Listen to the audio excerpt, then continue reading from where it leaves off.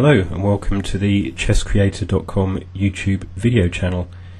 In today's video I'd like to talk about a line that I came across in the French defence exchange variation.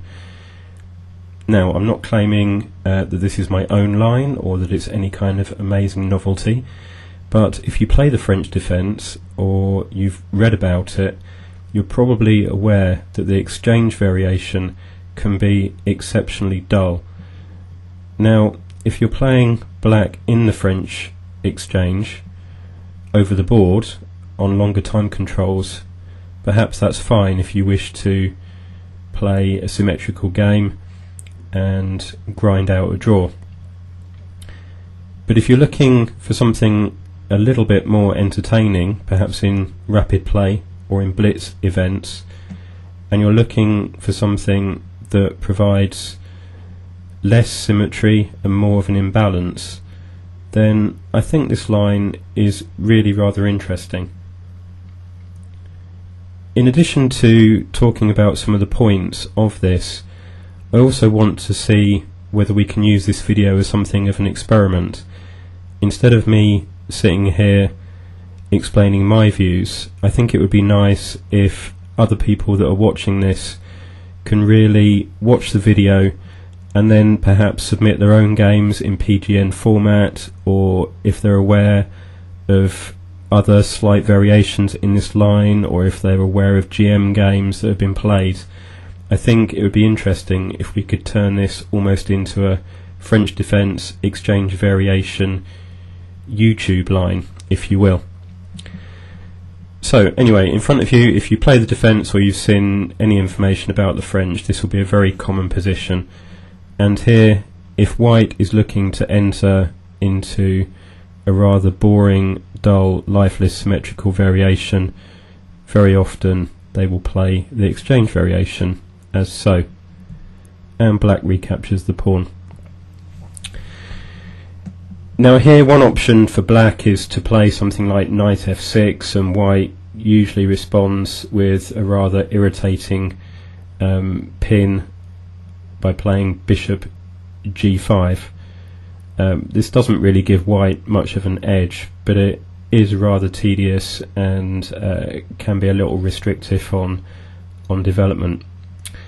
So anyway, as I said, this line here really deals with a couple of issues.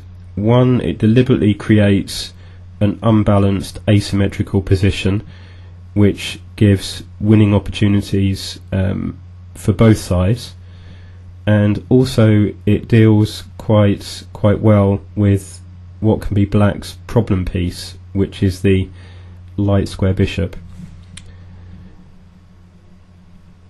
So this exchange variation continues as follows. These are just example moves of one particular line, and I'd like you to focus pretty much on the placement of the black pieces. This opening line can be played against many different white variations. So here the first thing to note is that black develops the dark square bishop before developing the knight, and there is some reason for this.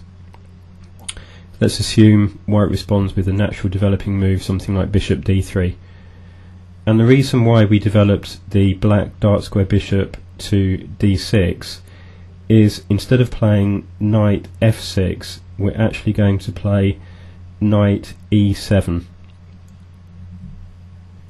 This looks a little unusual, but let's just roll forward a couple of moves. Let's assume that white castles, perfectly natural. Sorry, let's assume that white plays something like c4.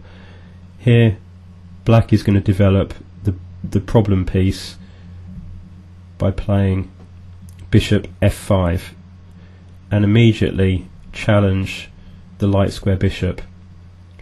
Now, it's often advantageous to get rid of white's light square bishop, because in many games white will place the light square bishop on the diagonal pointing at the vulnerable h7 square. So here, in this version of the French defence exchange variation, we've solved one of the two strategic issues presented by the French, which is what on earth to do with light square bishop. Here we actually welcome a trade of bishops.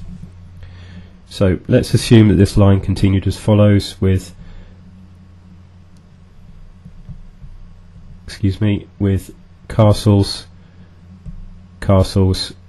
and white plays or tries to play the familiar bishop g5 in order to be annoying and pin the kingside knight to the black queen. Well, here we see the rationale for playing the knight temporarily to e7, because here we can now play f6 to basically push the bishop back, and this is the basic thrust of the line. So it creates quite an interesting asymmetric position, and the pawns on f6 gives good control for black of e5, and the pawn on d5 gives good control of e4. Here we can look to exchange light square bishops and continue normal development with moves such as knight d7 connecting the rooks. So as I said, this is something that I read about a few weeks ago. Someone had tried this in their French games, really as an alternative to playing symmetrical dull positions. I haven't tried this too many times myself. I thought it was interesting, and as I said, I thought it would be an interesting experiment.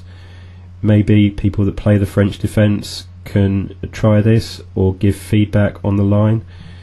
What I've presented here is one particular position that can arise, but pretty much the black piece moves that I focused on, bishop d6, knight to e7, light squared bishop to f5, followed by f6, and looking to trade white's light square bishop, are the basic themes of this. Personally, I think this is interesting. I think it's worth exploring, and I'll certainly be trying it in future blitz games. If you're aware of this line yourself, or you've tried it, or you're aware of any GM or master games where black reaches this or a very similar piece formation, please let me know. As I said, I'm hoping that this will be a living, breathing video where people can submit comments, perhaps with superior lines or with slight variations, and that I can use these to develop this and post future videos. Anyway, if like me you play the French defence and you cringe every time white goes into the most boring variation possible, the exchange variation, then hopefully this gives you a way to fight for a win and create something of an interesting problem for white to solve, as opposed to playing a symmetrical game. So thanks for your time. I hope this has been interesting. If you have comments or questions or superior lines or engine checked analysis, please feel free to send that to me. I look forward to receiving those, and as always, remember to subscribe, and I look forward to talking to you soon. Thanks very much for your time.